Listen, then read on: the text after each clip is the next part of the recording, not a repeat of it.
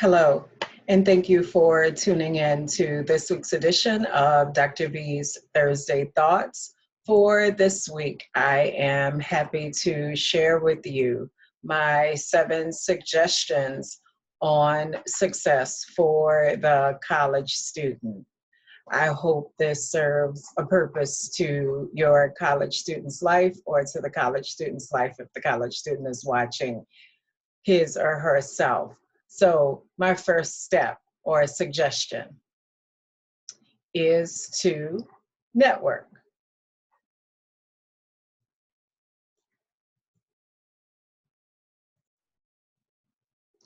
My first suggestion is to network. Networking is very important. This is networking for study groups, for internships, for job opportunities. Mrs. Obama, in her Dear Class of 2020 commencement address, emphasized the following. She said, I hope what you're going through right now can be your wake-up call, that it pushes you not just to think about what kind of career you want to build, but what kind of person you want to be. Here's the thing, she says. You have the opportunity to learn these valuable lessons faster than the generations before you, and you can learn them together as a cohort of young people ready to take on the world, no matter how tumultuous it may be. That's the value of networking from my forever First Lady. My second suggestion is to find a mentor. A mentor is that person who can be your sounding board. This person offers solid advice. This person is someone you aspire to be.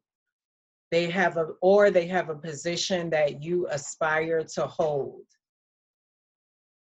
In his recent posted video, 5 Tips to the Top, Steve Harvey said the following: you gotta find the right mentor because someone has already traveled the route you're taking. He says, you got to find these people and get in front of them. They are everywhere. He said, he emphasized that most people want to teach you life lessons, but you have to have a plan before you go in front of them. I developed a mentor-mentee relationship early in my undergrad years. Person you see before you is Dr. Lauren Blanchard. It was when he was the chair of the education department at Xavier. It continued throughout my undergrad years, my graduate years at Xavier, and well into my adulthood and professional careers. I have many stories about Dr. Blanchard, but I'll tell a quick one. It was when I was pursuing my doctorate degree at Drexel University. It was during my first quarter, and I had an assignment to interview a higher ed administrator. Oh, I figured that's easy because at the time, Dr. Blanchard was the provost and senior vice president for academic affairs at Xavier.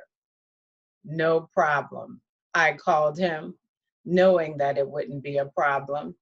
He said, of course, it's not a problem, but you're not going to interview me. You're going to interview Dr. Blanchard. I was like, what? And when I tell you that 2.5 hours changed my life, that 2.5 hours with Dr. Francis, I learned so much about leadership.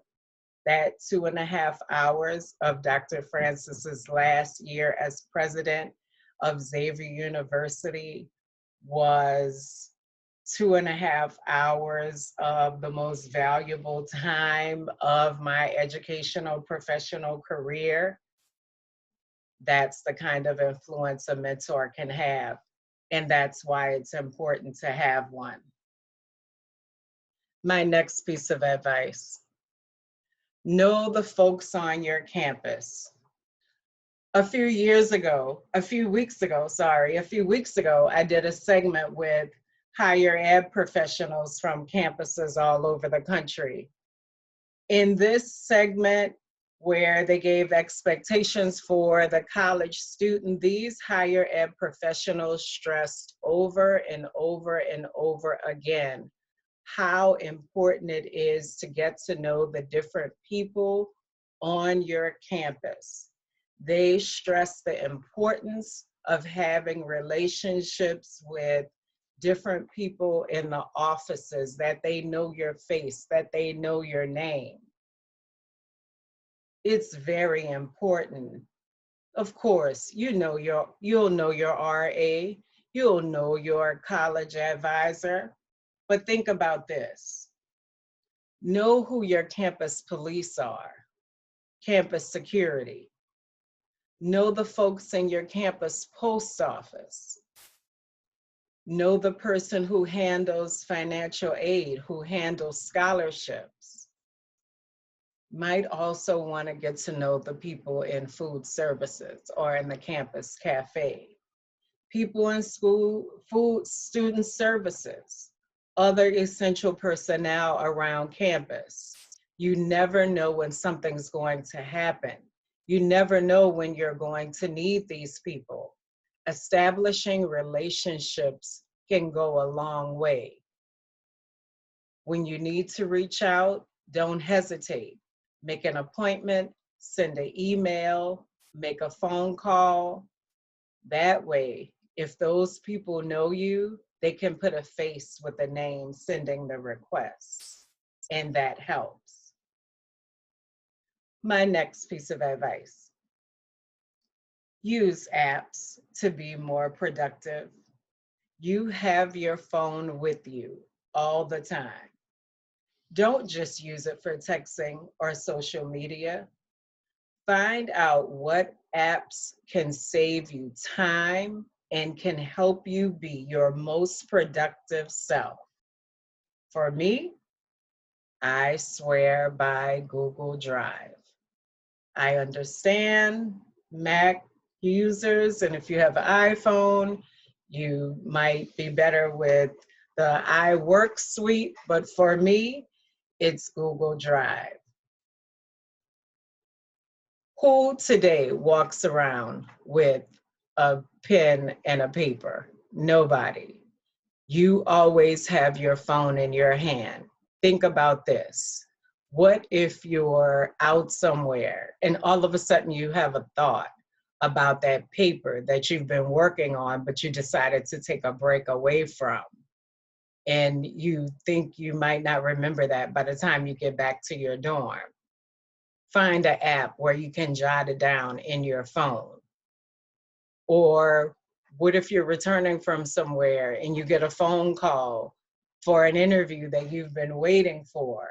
Are you using the calendar feature? What if somebody says, hey, that interview is Friday for 3:00, and you say yes, and you forget that that psychology exam is Friday for 3:00? Use the apps on your phone to be more productive. My own research showed that students use mobile apps to both enhance and extend their learning. Students particularly express the advantage of mobile applications in helping them enhance their knowledge and extend their knowledge in learning a particular subject. Next, be involved and be active on campus, but not too much. Yes, it is important to concentrate on your studies, but it is also important to be active in campus organizations. In last week's Thursday Thought segment, I hosted members of the Divine Nine. Each of the guests stressed how important it is to be active in other organizations prior to wanting to join one of the Black Greek letter organizations. Yes, it's nice to want to join. Yes, that may be a family tradition. Yes, you may have other reasons for wanting to join, but they each said that you have to bring something to the table if you want to join those organizations. And not only for those reasons, you have to show this on your resume as you're applying for jobs, as you're applying for internships. There are things that you are going to want to get involved in to show that you have been a well-rounded college student. Coming to the end, my next tip is to make sure you show appreciation. This is very important. There are going to be things that you need, things that will come up along the way. It is very important that you show appreciation for the favors and things that you have been granted. Think about this. What if you return those textbooks that you rented a day late? You ran there, you just forgot. You had a lot going on. It was the end of the semester, you were packing, your parents were coming, you were trying to get things together, and the lady in the bookstore just overlooked that late fee. Be gracious to that lady. Or it might be something big. What if you had an outstanding balance and somebody in financial aid found some kind of waiver or some kind of grant for you to be able to register for the next semester? Make sure you are showing appreciation and give thanks for both the small things and the big things. Appreciation goes a long way. And my last suggestion for success, last but certainly not least, pray. Jeremiah 29:11 says, "For I know the plans I have for you, declares the Lord, plans for welfare and not for calamity, to give you a future and a hope." You're going to college or whatever your plans are for the future, but there are plans that God has on your life. And there will be times of discouragement. In those times, make sure that you are staying prayerful. This is a book that I didn't discover until my adulthood. It's called The Prayer of Jabez. In it, the author states, "Do you believe that miracles still happen?" Most Christians that I've met do not. I remind them that miracles don't have to break natural law to be supernatural. When Christ stilled the storm, he didn't set aside universal law. The storm would have eventually subsided on its own. Instead, he directed the weather pattern. The most exhilarating miracles in my life have started with a bold request to expand God's kingdom. When you take little steps, you don't need God. It's when you thrust yourself into the mainstream of God's plan for the world, which are beyond our ability to accomplish, and plead with him, "Lord, use me. Give me more for your ministry," that you release miracles at that moment. And at that moment, heaven sends angels, resources, strength, and the people you need.